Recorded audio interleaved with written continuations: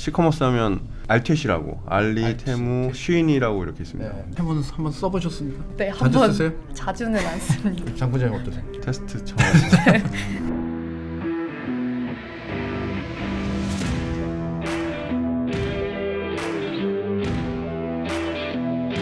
부장이 떠먹여주는 뉴스, 부먹뉴스. 오늘은 산업이부 장시복 부장님 그리고 이현주 기자 수치에 모셨습니다. 어서 나오십시오.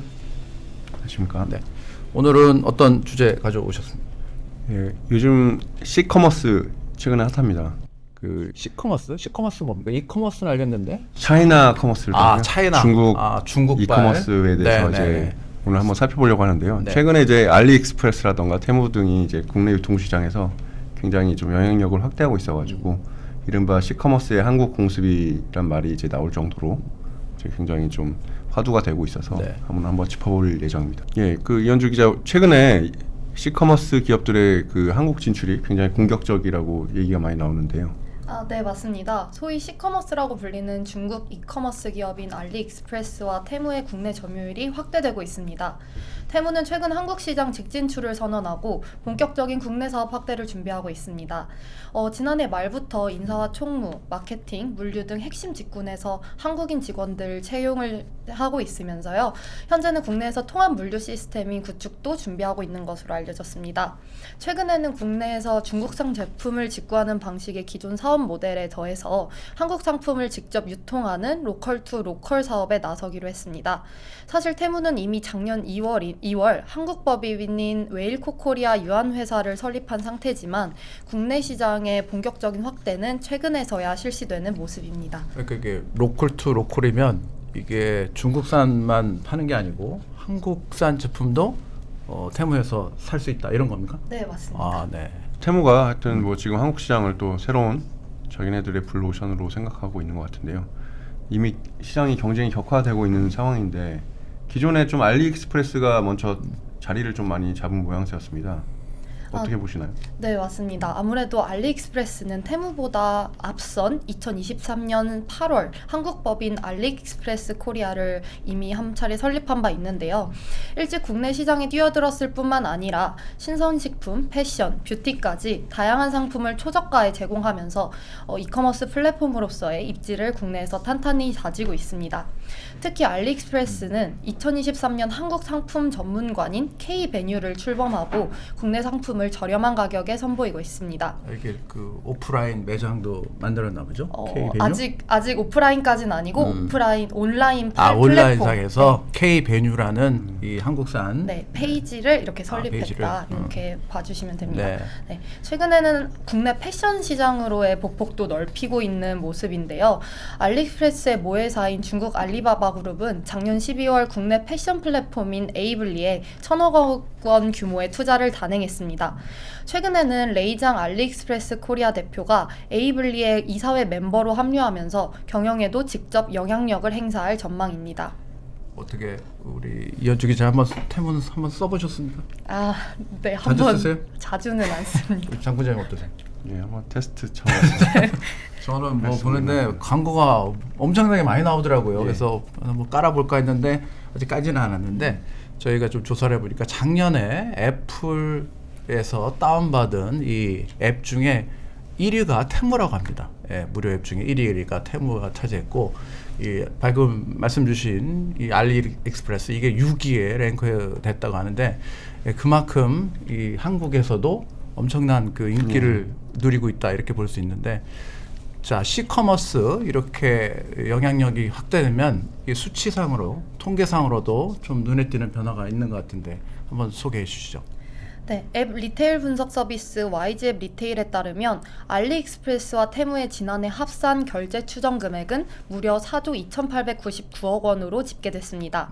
이는 전년도인 2023년 2조 3,228억 원보다 85% 증가한 수치입니다. 엄청나게 늘었군요. 네, 맞습니다.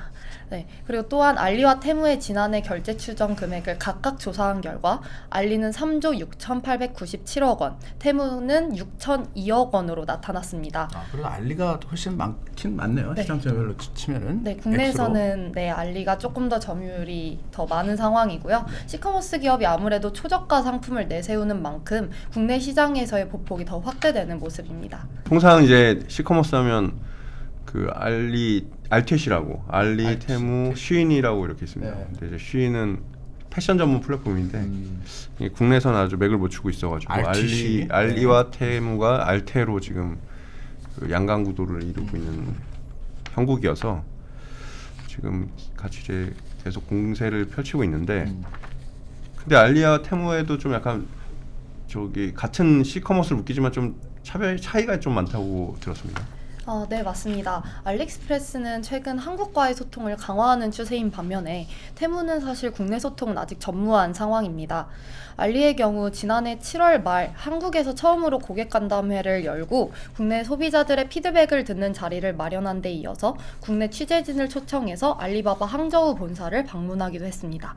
적극적으로 홍보를 하는 거죠. 네, 맞습니다.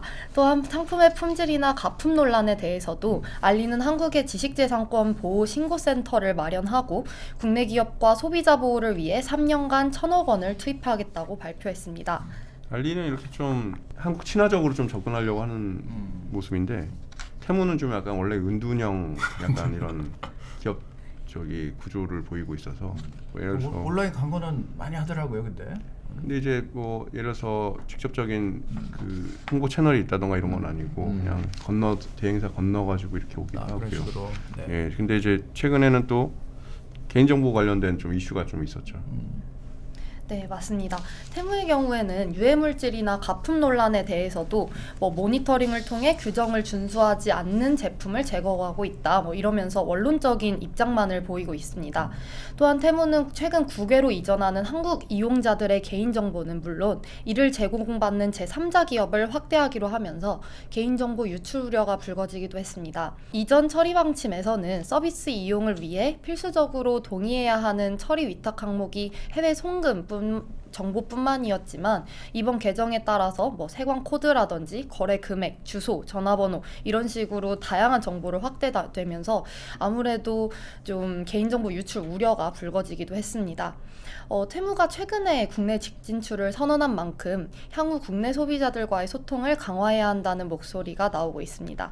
문제는 뭐냐면은 이게 진짜 싸고 괜찮은 것처럼 이렇게 광고만 보면 혹하거든요. 근데 가장 그 우려스러운 게 이게 진짜 믿을 수 있느냐, 이게 진품 맞냐, 너무 싼데 이게 항상 그 꼬리를 무는 문제였는데 알리익스프레스는 직접 이제 그런 어떤 소비자 보호 정책 이런 것들을 좀 강화하는 편인 반면에 테무는 아직 국내 소비자 그리고 이제 어떤 이 국내 시장이라는 어떤 독특한 시스템이 있는데 거기에 적극적으로 좀 아직 대응을 안 하는 이런 거군요. 네.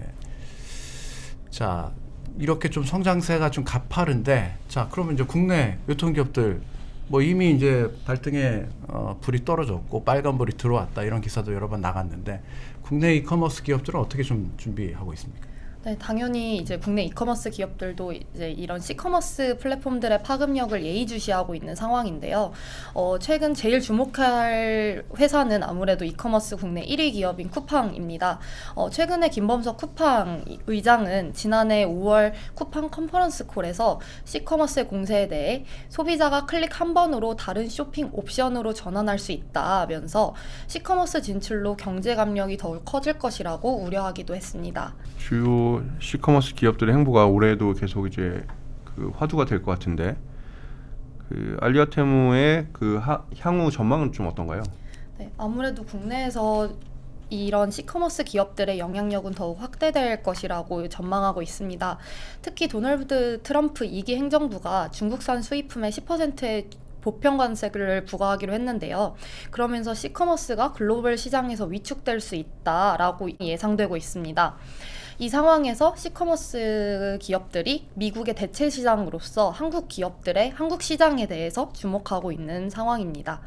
또한 알리익스프레스는 올해 안으로 신세계그룹 계열 이커머스인 G마켓과 합작법인을 설립한다고 밝혔습니다. 이에 국내 이커머스 관계자는요, 한국의 온라인 플랫폼이나 물류 기업을 상대로 중국 이커머스 기업들이 이런 식으로 M&A를 시도할 가능성이 크다는 것이 좀 업계의 지배적인 관측이라고 밝히기도 했는데요.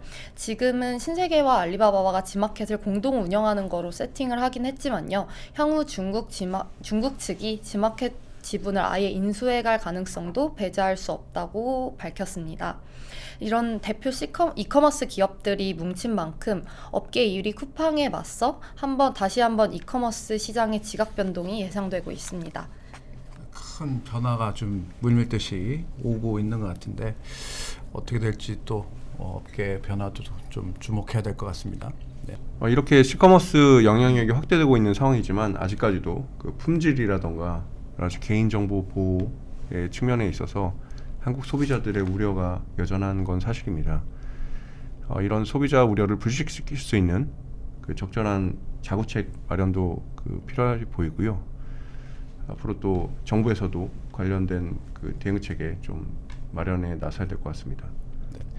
예전에는 10일마다 장이 열리는 장날에 물건을 사고 파는 이런 시대였는데 이제는 안방에서 주문하는 이 이커머스 시장이 대세가 됐고 여기에 이제 덧붙여서 이제 C커머스 중국의 그 값싼 그 플랫폼이 지금 급부상하는 그런 모양새입니다. 앞으로 더 유익한 소식으로 다시 좀 찾아뵙도록 하겠습니다. 오늘 말씀 잘 들었습니다. 감사합니다.